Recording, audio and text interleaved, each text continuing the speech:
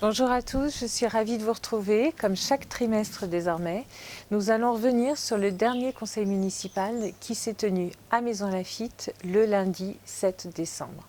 C'était le dernier conseil municipal avant les fêtes de fin d'année.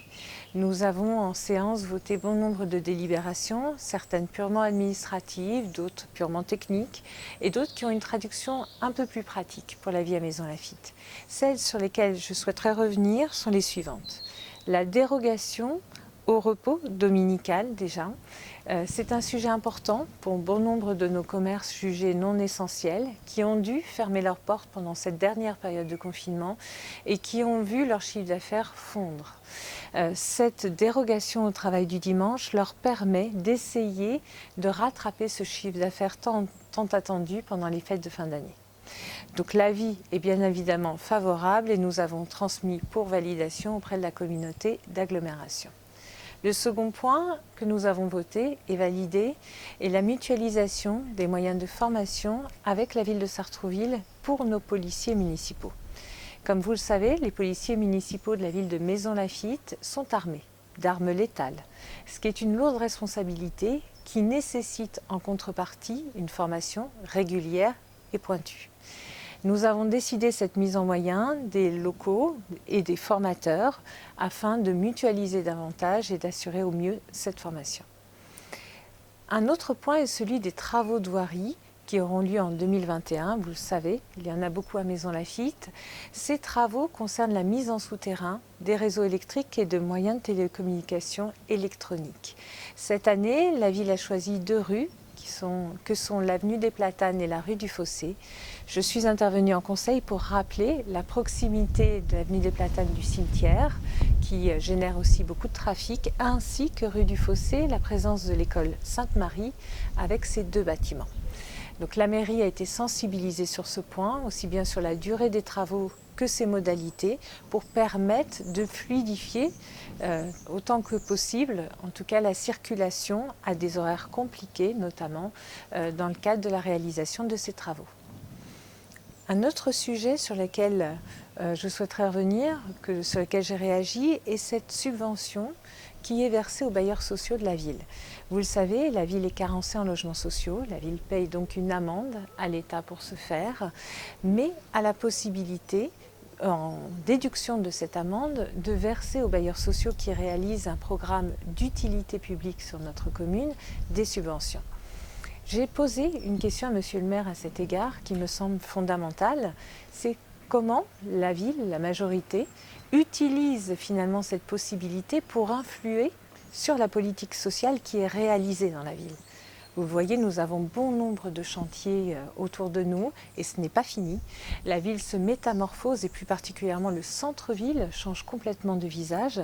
Et donc je trouve qu'il est important, si au travers de cette subvention nous pouvons marquer finalement notre volonté, notre moyen de conserver un peu l'âme de notre ville, il est important de le faire et nous le pouvons à mon sens au travers du versement de cette subvention. Mieux choisir son versement, mieux accompagner, s'intéresser peut-être davantage à ce que souhaitent véritablement ces promoteurs et ces bailleurs sociaux. Et d'ailleurs, je reviendrai sur une des délibérations qui me semble essentielle en matière d'urbanisme, c'est celle qui a été prise donc par la ville de Maisons-Laffitte, mais à l'image des 18 autres communes qui composent la communauté d'agglomération, c'est celle de conserver la maîtrise du PLU, du plan local d'urbanisme, dans la mesure où depuis le début de l'année, nous avons une strate supplémentaire qui est celle de l'intercommunalité avec le PLUI. Les maires ont la possibilité, en tout cas l'avaient par délibération, de conserver encore la maîtrise de ce PLU au plan local et nous avons voté tous favorablement.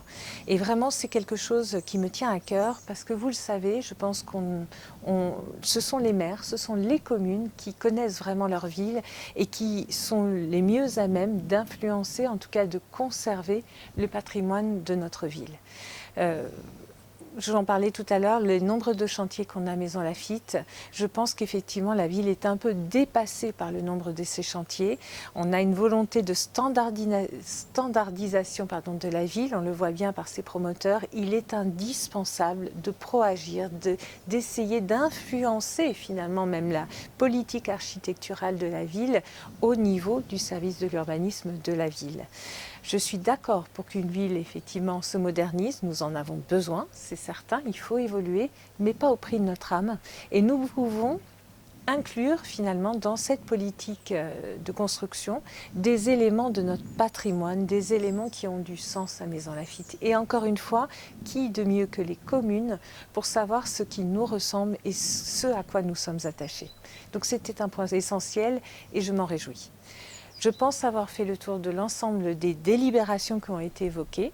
Une question que j'ai pu poser, puisque, comme vous le savez, l'opposition a la possibilité de poser une question hors sujet des délibérations qui sont votées.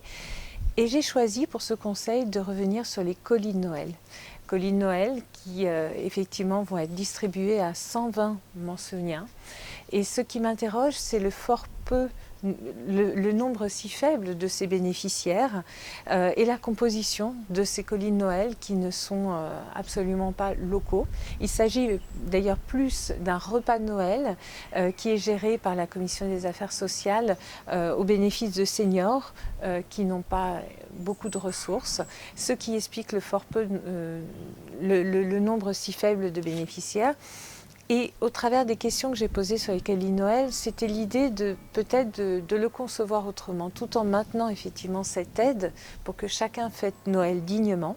Il y a peut-être quelque chose à créer justement avec nos commerçants locaux, un petit cadeau de Noël, des chocolats de Noël peut-être à nos seniors, un colis peut-être plus étendu, et je suis persuadée que la ville peut finalement œuvrer au bénéfice de nos seniors de cette manière-là pour retisser ce lien important avec nos commerçants locaux, et ce serait un colis 100% local.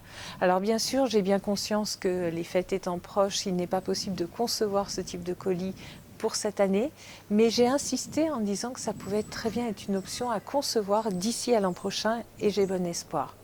Voilà. Je suis heureuse d'avoir pu reprendre la parole pour vous faire ce compte-rendu du conseil municipal, et je vous souhaite à tous et à tous de passer d'excellentes fêtes de fin d'année. Merci.